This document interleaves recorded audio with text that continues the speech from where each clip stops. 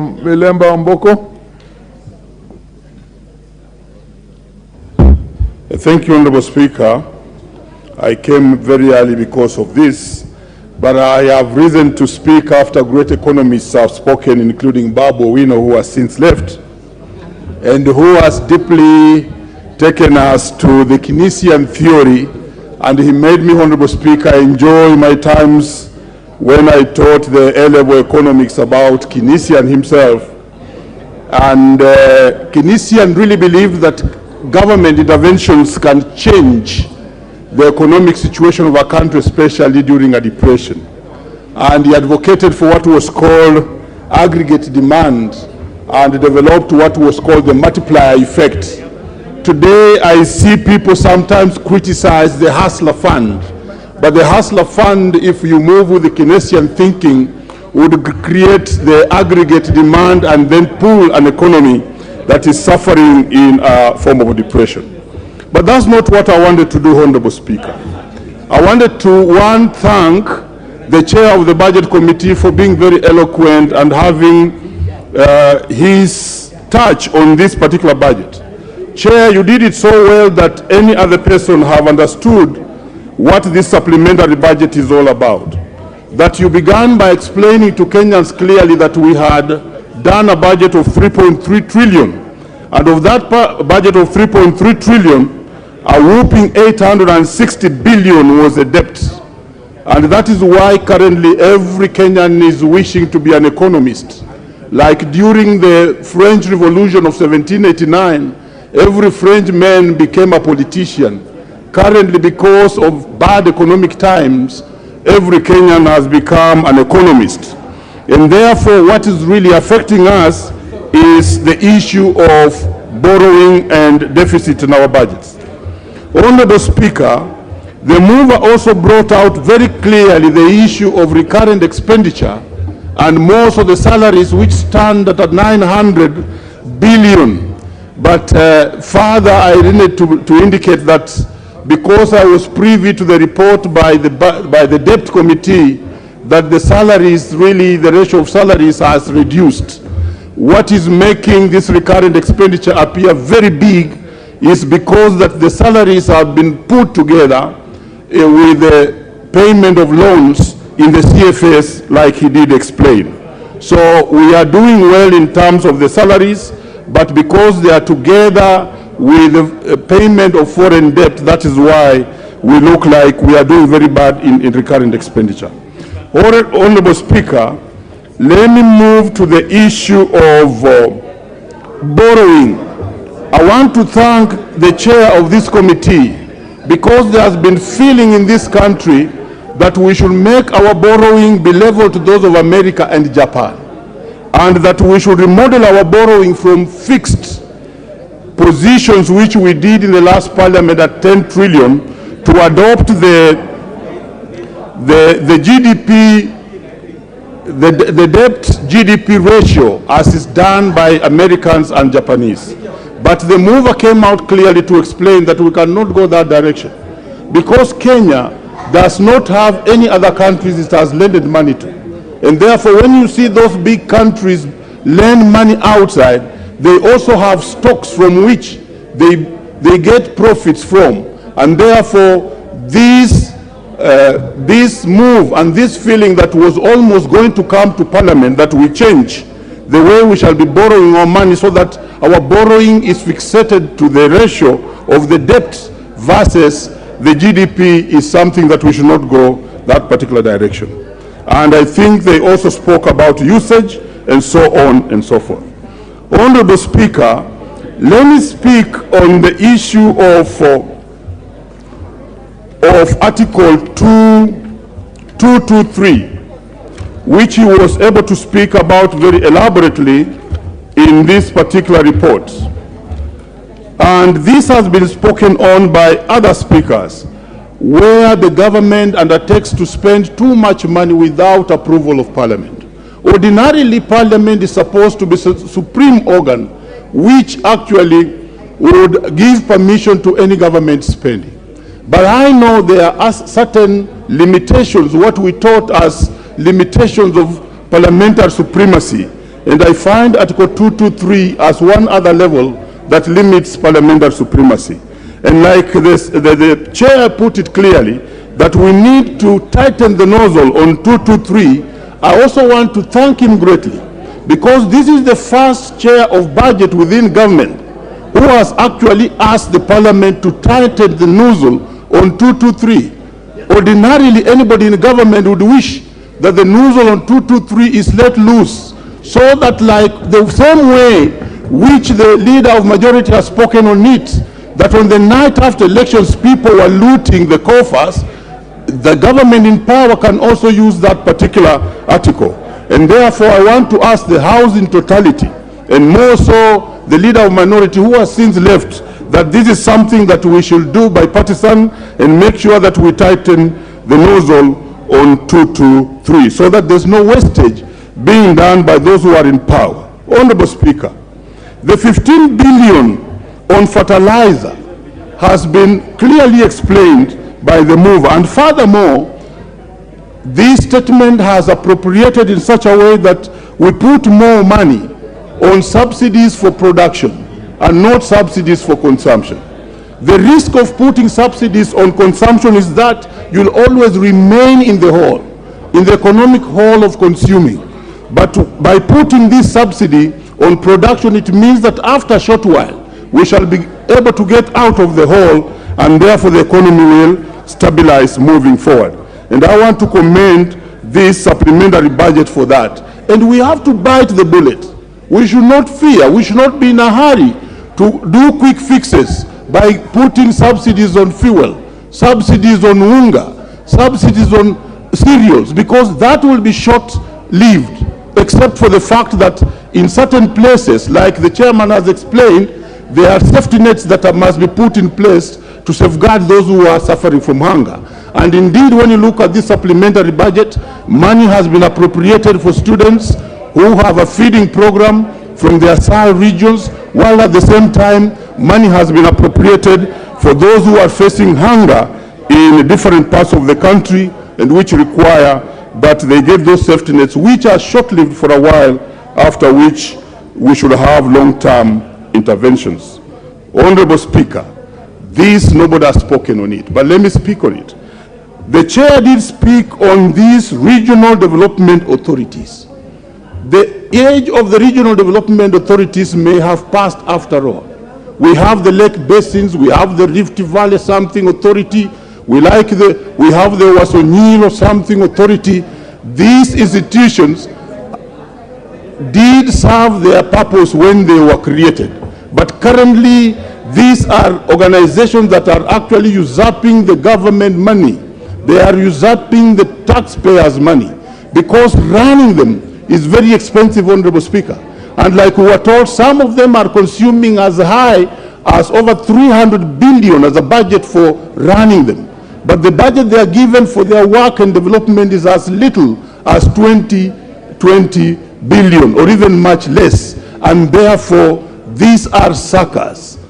It's high time that this House faced and confronted such like decisions of doing away with such like authorities.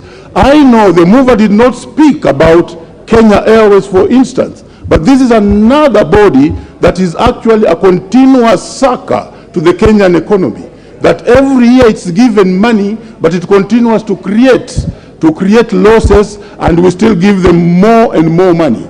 Interestingly, Kenya Airways, for instance, has even been allowed to actually borrow money, which the government just guarantees, and has actually defaulted. If you look at the report of the debt committee, the debt and privatization committee, Kenya Airways has committed this country to a whooping over 158 billion, which is not paying. And currently, the Kenyan government has to pay fines because of that. So, without much ado, because I think time is running out, this is a great masterpiece of a supplementary, but I would wish if we get any more funding, we put it on employment of more teachers so that CBC takes off. Thank you, Honorable Speaker, for this chance. There is a lot of interest in this, so even if you have 10 minutes, as basically, If you take less, it will always make a difference and give a lot more chances to more members of parliament. So the Honorable Kuria Kimani, Chairman Finance, you can also consider the rest of the House.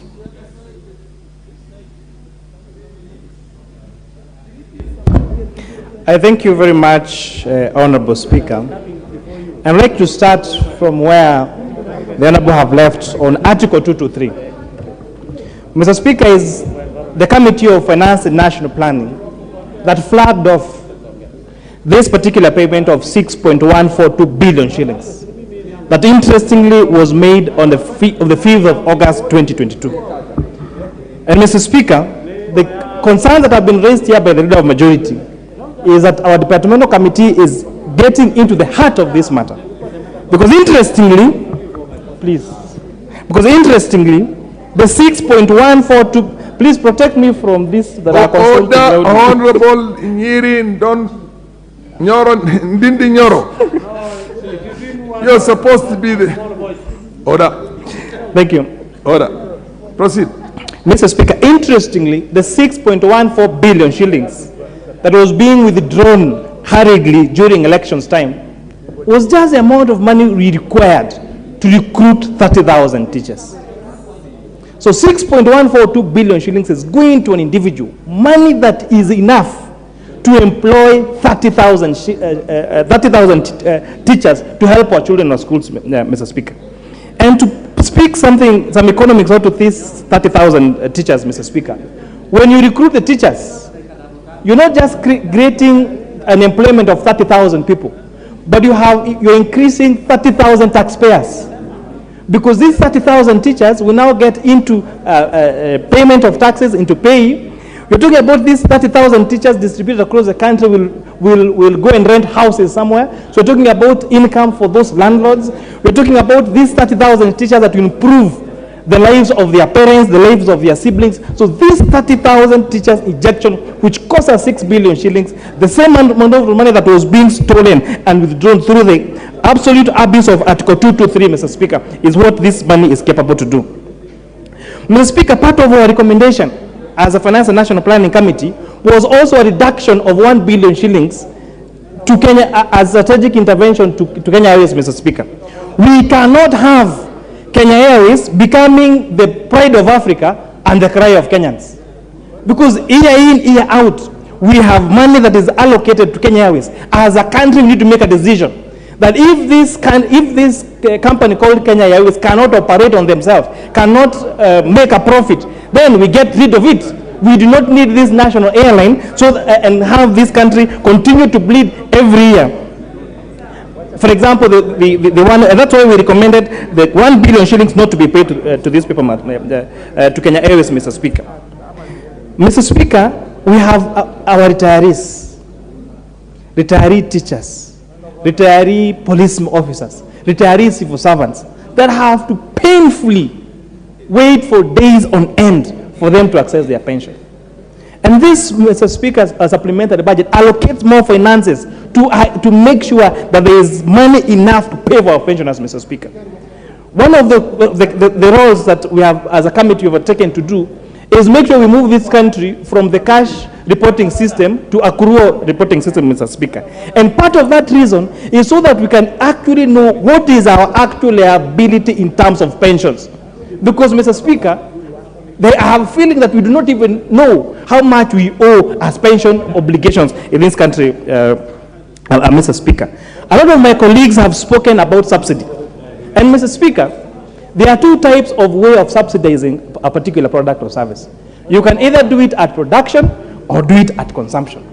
And the reason why, even despite that subsidy being done on our unga, we are not able to bring down the maize of maize flour down, Mr. Speaker, it's for this reason. If, for example, you're subsidizing, if you're just subsidizing maize flour. What's your point of order, the MP for Nakuru? What is wrong? Thank you, Honorable Speaker. Honorable Speaker, I really appreciate what my brother is saying. But Honorable Speaker, I got a little bit, I had a small running stomach. I should have said this when the debate was to start, that you give us every person 5 minutes so that we can be able to contribute, in exception of only one person, John Bandy. In exception of John Bandy, maybe who is the next, all the others should get 5 minutes. Honorable Speaker. Is that the mood of the House? Yes, Honorable Speaker. But the rules already, the procedural motion had been passed for that. Honorable Speaker, I did allude to the fact that I was not there. I was just stepped out for a natural. The rules are clear, but as gentlemen and ladies, yes, honorable members, for God's sake, try and confine yourself to a few minutes. The rules have already been set. You are entitled to 10 minutes, but don't use the 10 minutes to allow many other members to have the opportunity to contribute to this. The interest is a lot. Honorable Speaker, I was indulging. Thank you. Standing order number one. No. This has already been ruled. You can't use standing order number one. Standing order number one. Thank you, Honorable Speaker.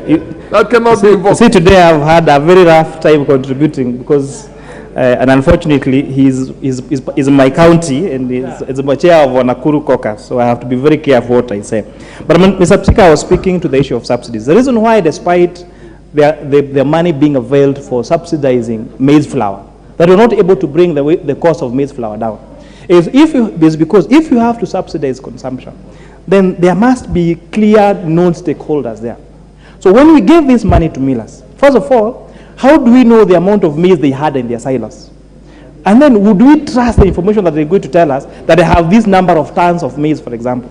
How about the maize flour that was already in distribution? How about the maize flour that was already in retail shops, in that shop in Mukinyai or in Bagon or wherever it is? And therefore, the whole model of thinking that for you to bring the cost of maize down was to subsidize consumption through giving this money to millers was ill-informed, was wrong, and is a very bad economic practice.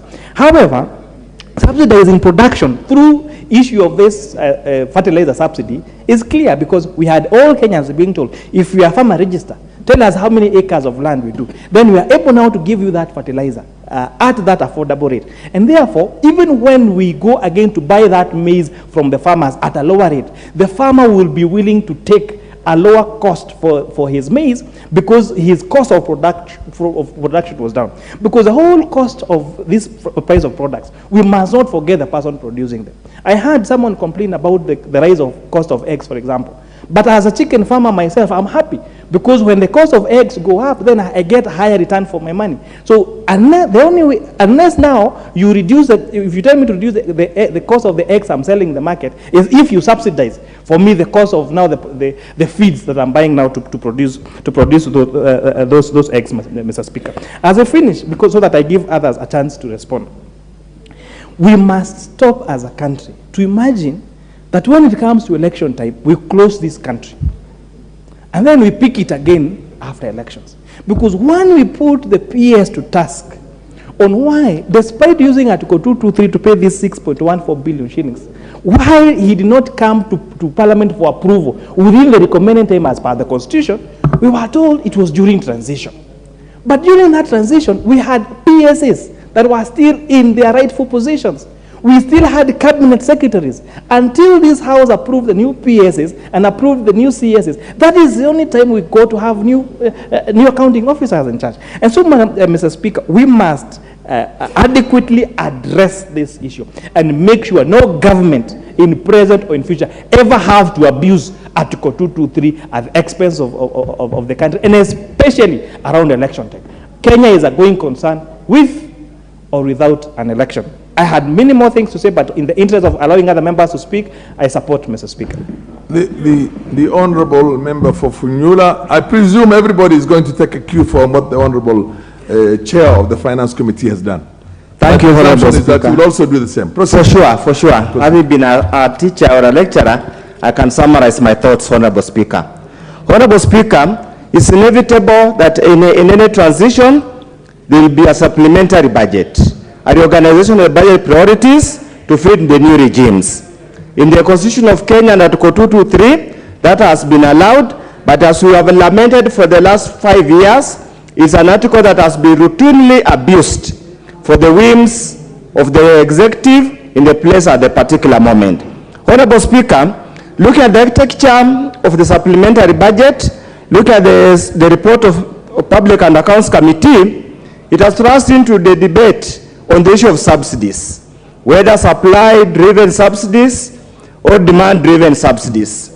Honorable Speaker, and that's a debate that has been permitted the academia for many, many years, for many, many generations, and there hasn't been any form of concurrence on what's the best approach.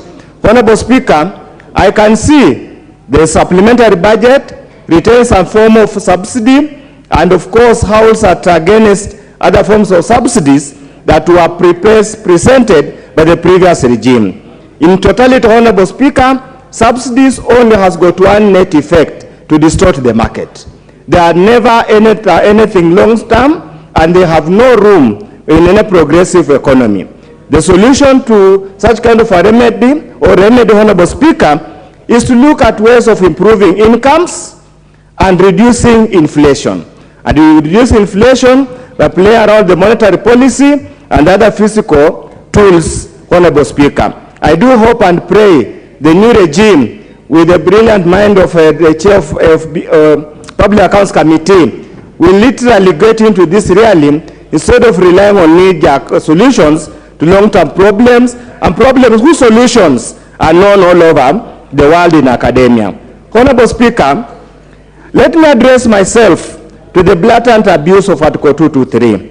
And this, Honorable Speaker, the blame squarely lies on the Controller of Budget's office. Honorable Speaker, Article 228, sub-Article 5, makes it very clear that it is the Controller of Budget who approves any expenditure, and in approving any expenditure, he or she must be satisfied that it's lawful, is constitutional, and is for the benefit of the country.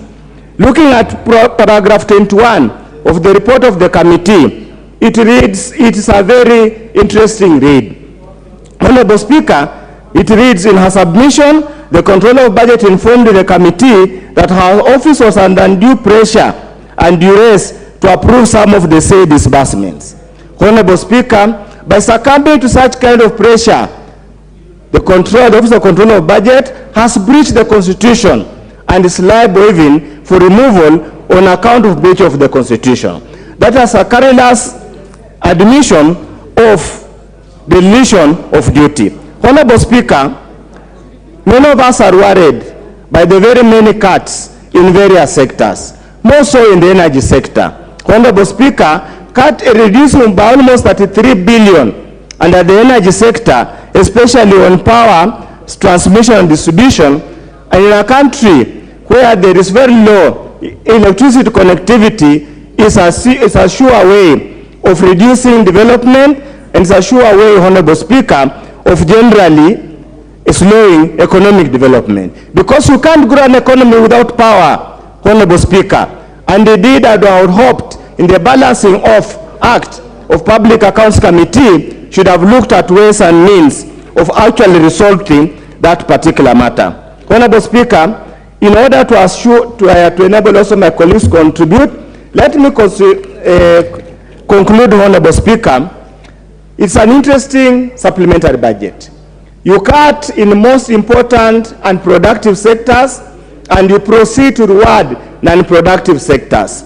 I do not understand what's the rationale of increasing the budget of the Office of the President by a whooping 8 billion, 8.7 billion, Honorable Speaker, when people are dying hungry, when people have got no water, when animals are dying, Honorable Speaker. They argue that the Jubilee government used to spend money in the Office of the President to drink alcohol. I'm surprised that tea and mandazis can cost all this much money, Honorable Speaker. Are our priorities right? Or we are simply playing to the gallery to please some people? No wonder, Honorable Speaker, 62% of people of Kenyans interviewed says the country is going the wrong way. But for the sake of this country and to enable us undertake projects under CDF, I reluctantly support the supplementary budget, but I hope common sense will prevail in the near future. Thank you, Honorable Speaker. The Honorable Laisuda, followed by the Honorable Atandi. Order, honorable members, there has to be a balance. She's a lady and the ladies have to have their space.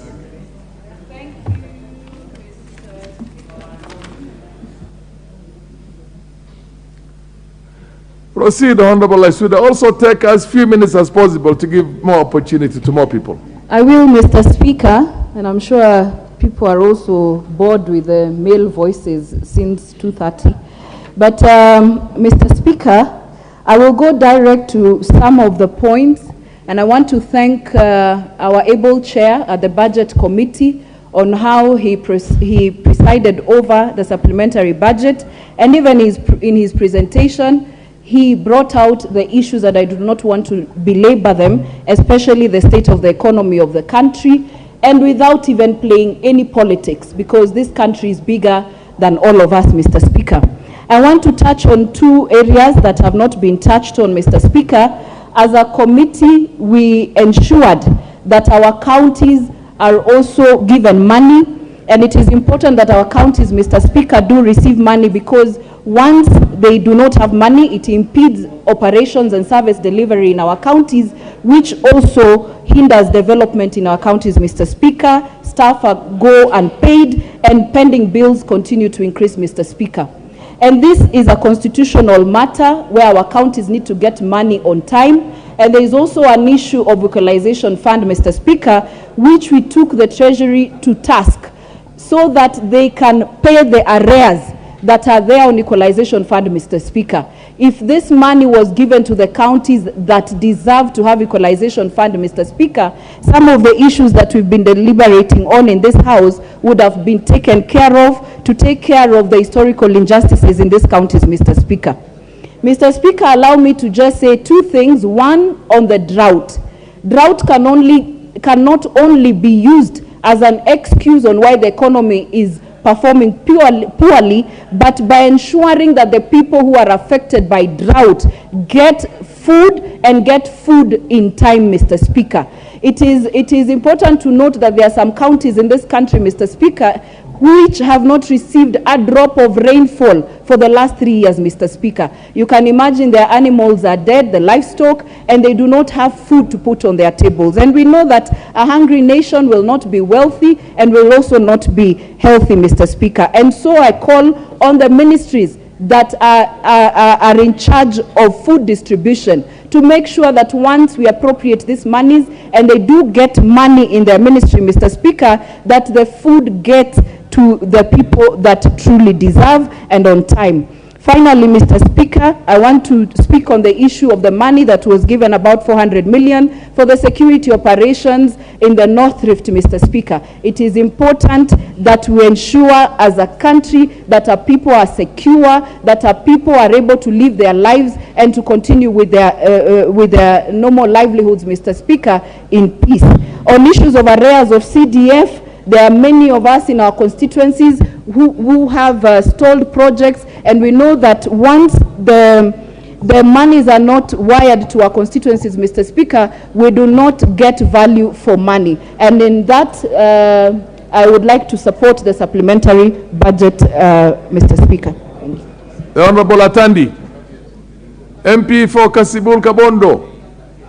Is it? No, it's Alego Usonga. Proceed. And also do exactly what your friends also did. Take as few minutes as possible. Thank you, Honourable Speaker. I'll be very brief. And to note that I'm the MP for Alego Usonga. Honourable Speaker, I want to say that I rise to support the report of the supplementary estimates as presented by our chairman. Honourable Speaker, I've been in this House for the last term, and this is my second term, and Chair, Honourable Speaker, I want to say that the chairman of the Budget Committee, the Honourable Ndindi Nyoro, is a very competent man, and I like the way he went through the process of doing this report.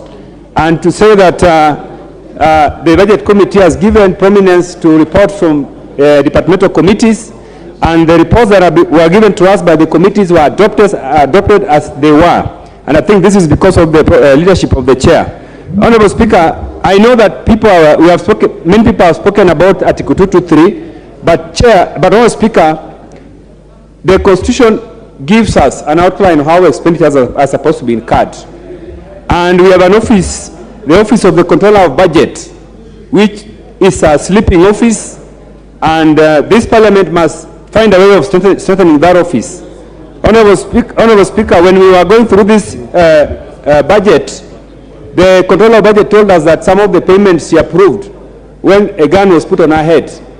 And Honorable Speaker, I want to disagree with her, and I want to say, Honorable Speaker, that the person sitting in that office appears incompetent and something needs to be done. Secondly, Honorable Speaker, people are talking about the rising cost of living. And the rising cost of living is something which we discussed during campaigns. Honorable Speaker, you are a part of us in Azimio, and we promise that when we take over power, we will reduce the cost of living. And the other side also, the team that is running government, they also promise that they will be able to reduce the cost of living. But, Honorable Speaker, we seem not to know how to do this. And if you look at this budget, Honorable Speaker, we are living in a time bomb. Because if we will not be able as a house to help poor Kenyans afford meals, then, Honorable Speaker, there will be no need for us to sit here writing a budget. Honorable Speaker, in this budget, you agree that there is no subsidies on fuel, there is no subsidies on unga, and this is a tragedy, Honorable Speaker. Honorable Speaker, I belong to Azimio and I've been touring this country. I have gone to many parts of this country, Honorable Speaker, and I want to advise government that if they do not do something on subsidies, on fuel and on unga, they allow themselves to blame if things go out of hand. Because, Honorable Speaker, you know very well that because of rising cost of fuel and because of crisis in Russia and Ukraine, distribution channels of foods is affected. And a serious government must find a way of cautioning citizens. This is not happening, Honorable Speaker. And this is something which I want to emphasize, that the government must look at it and find a way of reducing the cost of unga. You know, Honorable Speaker, that there is no maize in the country right now. And I know that cartels are looking into how they are going to import maize. Most of the time, Honorable Speaker, they will import GMO maize. And that is what is going to come into this country. Kenyans, I want to advise you, you need to get ready for GMO maize because that is the only thing that is there. But because the government is not doing any intervention on subsidies on unga, we are going to have GMO maize here in this country very soon. Thirdly, Honorable Speaker, the question of wastages. Honorable Speaker, I know that the majority leader is talking about, government which is keen on cutting on wastages. But if you look at this budget, Honorable Speaker, there are a number of areas where wastages are still being seen. And I want to urge government that they should be very tight, they should speak, they should do what they speak. If they say that they want to contain recurrent expenditure, we expect the budgets to resemble that commitment, because the recurrent expenditure continues to go up in offices. There is a lot of budgets for tea, for traveling, for hosting prayers. These are things that are necessary, Honorable Speaker. And if you look at the budgets increase in State House and other departments of government, these budgets are going up, and these are things that we need to contain. Honorable Speaker, lastly, on usage of Article 223, Honorable Speaker, this is something which is going to happen. And I can see most MPs are saying we don't need it. In last Parliament, every budget cycle we used to complain about abuse of Article 223, but it continued to be abused. I want to caution that if the commitment from majority leader is that this article should not be abused, next budget let us not see any expenditure that has been used under Article 223 which cannot be explained. Thank you, Honorable Speaker. I support. The Honorable Osoro, followed by the Honorable KJ. And my presumption is, Honorable Osoro, you will also be the gentleman I think you are. And take as few minutes as possible to give more time to more people. Proceed. Thank you very much, Honorable Speaker. Honorable Speaker, I also want to rise to support this motion and the report by the Budget Committee, and by extension congratulate Honorable Ndindi Nyoro for an exemplary work alongside with this committee. Honorable Speaker, three things. Number one, the committee appreciates the fact that there is there is an impending drought and food insecurity in this country so far. And I think the focus on matters irrigation and agriculture have really been touched and really handled in this supplementary committee. Of course, when now you combine it to now the subsidiary, the fertilizer subsidiary, then matters food security will be a thing of a subsidy, sorry, sorry, and thank you for correction. So, fertilizer subsidy, then matters food security will be a thing that really will be a stronghold in this country in another few months to come. Honorable Speaker, there are matters that we also need to raise as far as Article 223 is concerned. The issue of abuse of Article 223 cannot really be left under the carpet, and this House needs to stamp its authority. When you look at Article 223 and how it has been abused slightly before elections, and even before, you know, in the very report at page 6, you'll notice on paragraph 23 that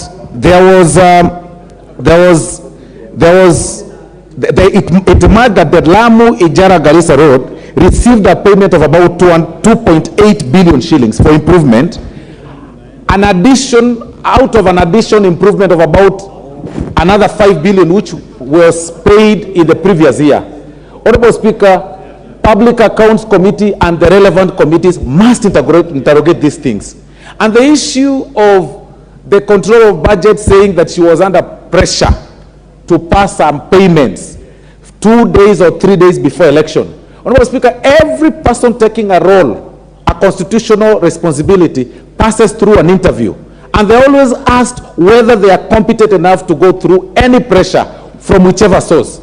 We have a history in this country where even the chairman of IEBC had claimed pressure, but still did the right thing, Honorable Speaker. So it is important for the controller of budget to come out clear that you really cannot hang or hide yourself on the element of pressure and pass irregular payments, even when you know they are illegal. You can still be under pressure and still do the right thing. So this House needs to stamp its authority and ask the controller of budget questions on how she was able to pay this amount of money at least 4 days before election, actually 3 days before elections. And Honorable Speaker, there is something that has come out in this supplementary which is very key, Honorable Speaker. Number one, out of the Executive Order number 1 of 2023 that gave responsibility or distinct roles, gave 3 votes in terms of the executive structure, reorganized the executive, you'll notice that now the Office of the Deputy President has its own vote in terms of budget. The Office of the Prime Cabinet Secretary has its own vote on budget. This, Honorable Speaker, is going to help us because we have a history in this country where the Office of the Deputy President was working, you know, under the mercies of the Office of the President. And when there is a fallout, which of course will not happen in this administration, when there is a fallout, the Office of the President decides to punish the Office of the Deputy President. This particular vote gives the Office of the Deputy President the element of autocracy, that the Office of the Deputy President has its own budget. You mean autonomy, not autocracy. Autonomy, there's a difference. Proceed. You know, you're giving me pressure, Honorable Speaker, and I find myself messing. So with that autonomy, Honorable Speaker, the Office of the Deputy President will run, of course, in conjunction with the President, will run independently its own budget, the Office of the Prime Cabinet Secretary, so that we are able to harmonize this whole thing of, office fighting for budget and stuff like that. Honorable Speaker, with that, I support the report. Thank you very much. The Honorable KJ and followed by the Honorable Mashako. Honorable members, you should understand there is a lot of balances that the chair has to do. There's the issue of regions, the issue of parties, the issue of all the things that you do have to understand. So proceed. Thank you very much, Mr. Speaker. And I would want to start by congratulating the Honorable Ndende Nyaro for such an amazing and eloquent presentation. And Mr. Speaker, in the same breath, I would want to also congratulate the Budget and Appropriations Committee for such an amazing presentation, Mr. Speaker, because this is a budget that is being made in very lean times, Mr. Speaker. This is not a budget that is being made at a time when there is excesses or abundance. I can imagine the work and the midnight oil that had to be burnt for them to get to the point where we are at, where this report is on the table of the floor, on the table of the House, Mr. Speaker. Mr. Speaker, it is because this budget is being made in these very lean times that I'd like to note that there is actually 5 billion Kenya shillings that has actually been allocated for mitigation of the drought situation in the country. But this drought situation, Mr. Speaker, I will not hesitate to add that is not a situation unique to Kenya only. Mr. Speaker, if you are following international news, you will see that today, if you go to the UK as a shopper, you are only allowed to buy 2 tomatoes and 2 cucumbers, Mr. Speaker, because there is a shortage everywhere in the world, Mr. Speaker. It is a time of recession, it's a time of depression all around the world, so the situation of scarcity is not unique to the Kenyan situation. So, Mr. Speaker, I'd like to first commend the committee for some really good work done. Mr. Speaker, I did take note that there is a budget line 1011, the office of the president, that is making headlines, Mr. Speaker. Mr. Speaker, in the news, they are claiming that the president and his deputy have already exceeded their expenditure for the year, Mr. Speaker. What people are not noting is that this supplementary budget is to a budget that already existed, a budget that had been formed. In that budget line 1011, Mr. Speaker, there is a very curious budget of Nairobi Metropolitan Services, Mr. Speaker.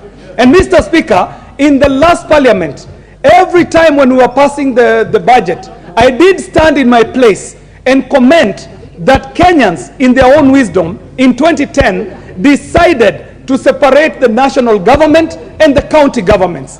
The county unit of Nairobi is a semi-autonomous unit, Mr. Speaker. This unit, NMS, is taking up close to 13 billion in this budget that we're talking about, in the office of the president, Mr. Speaker. So even as we are critiquing the expenditure in the office of the president, we've got to remind ourselves of the curious situation that we got ourselves when the previous government was not able to meet its obligations of the Big Four. They were not able to live up to the Vision 2030, and they devolved their functions all the way down to the work of putting up cabros in this city, Mr. Speaker. The very curious issue of Nairobi Metropolitan Services, also known as NMS, being one of the biggest messes that this city has seen from the time of the commissions in the Moi era, Mr. Speaker. So, Mr. Speaker, I'm so glad that as we go to the next budget, NMS shall not appear under the office of the president. It shall be, as it should, appear in the monies that we put in the division of revenue, so that Nairobi City County can enjoy its privileges as a devolved county just like any other county, Mr. Speaker. Mr. Speaker, there is the issue of pending bills. And we are realizing, Mr. Speaker, if we need to inject any money for circulation in the economy, we better start, Mr. Speaker, by paying the pending bills that are there. But even as these pending bills are being paid, Mr. Speaker, we'll have to raise an alert as the House. There is something in Nairobi called HEWA. HEWA is people who supply nothing and get paid billions. So even as we are allocating money to these pending bills, Mr. Speaker, we've also got to task the agencies, the ministries and the departments to do a thorough scrutiny, to comb these pending bills with a fine-tooth comb, so that we make sure that we are paying legit suppliers, legit contractors, and not these people who provide HEWA, Mr. Speaker. Mr. Speaker, the Kenya Kwanza government has 5 key pillars. And one key pillar is actually in the digitization and automation of government services and the whole move towards the digitization of operations of government. Mr. Speaker, sadly, this is one of the sectors that is normally among the first to receive budget cuts, Mr. Speaker. And this is a call to Treasury. When Treasury calls for austerity measures, when Treasury calls for the leaning of budgets, They've also got to look at the budget lines that are being cut, Mr. Speaker, so that we do not do a blanket cut across units, across ministries, across departments, and across agencies, Mr. Speaker. If you look at what needs to happen in this sector of information, communication, and telecommunication, it is going to aid the operations of government across all ministries, across all sectors, Mr. Speaker. So, Mr. Speaker, I do realize that in this sector, there is a big cut of around 5 billion Kenya shillings, and this calls upon the Budget and Appropriations Committee to, if we are going to live up to the words of the Kenya Kwanza promises, to have a second look when we come to the main budget, which is coming up, Mr. Speaker, starting with the BPS that is appearing in this house, Mr. Speaker, presently. Mr. Speaker, finally, I'd like to comment on the curious case of Article 223, Mr. Speaker. Mr. Speaker, in this report, you're going to notice that there was in excess of 6 billion Kenya shillings that had been committed to repurchase Telcom back from Helios and back to the country. Mr. Speaker, I am currently sitting as the chairman of the Communications, Information and Innovation Committee, and I can report to this House that as we speak today, the legal status of Telcom, an asset that belongs to the people of Kenya, sits in abeyance. As we speak today, no one can tell you the actual legal status of this very important asset called Telcom. Mr. Speaker, in the dying minutes of the last administration, there had been a change of ownership that was extremely curious, because it was happening between 4 days to the election and around 10 days after the election. Change of monies that were finding their ways from whoever they were finding their way from, coming into Kenya and then being expatriated to safe havens, some in the Cayman Islands and others in some strange places. But ultimately, I do believe that a forensic audit will be able to lift the veil so that we can see who is this who was receiving these monies at this very curious time when Kenya was in between transition. And Mr. Speaker, as the Committee of Communication and Information, I would like to report to this House that we shall actually undertake an inquiry that shall lift the veil of secrecy on how Telcom was changing hands from Kenya to foreigners, back to Kenya, and then a pseudo sale that was not an actual sale that occasioned the loss of over 6 billion Kenya shillings. And to make it worse, these monies were being paid under the provisions of Article 223, Mr. Speaker, something that is unexplainable, Mr. Speaker. So when we do start out on this inquiry, I would like to ask the members to contribute any information they have, because it will be helpful in us unveiling and lifting the veil on this very curious transaction. Thank you very much, Mr. Speaker. And I do support... The Honourable Member of Parliament for Mashako, and then followed by the Honourable Naomi Wako. Thank you. The Honourable Members, order. Thank you, Honourable Speaker, for giving an opportunity to stand and support this budget and appropriation report on the supplementary budget 2022-2023. Honourable Speaker, I first want to commend the chair of this committee for doing a good job in presenting and submitting this report to Parliament and the submissions that he did. But more importantly, also to congratulate the members of the Budget and Appropriation Committee for what they were able to do in a very short time and deliver a report to this House, Honourable Speaker. Honourable Speaker, this is the first supplementary budget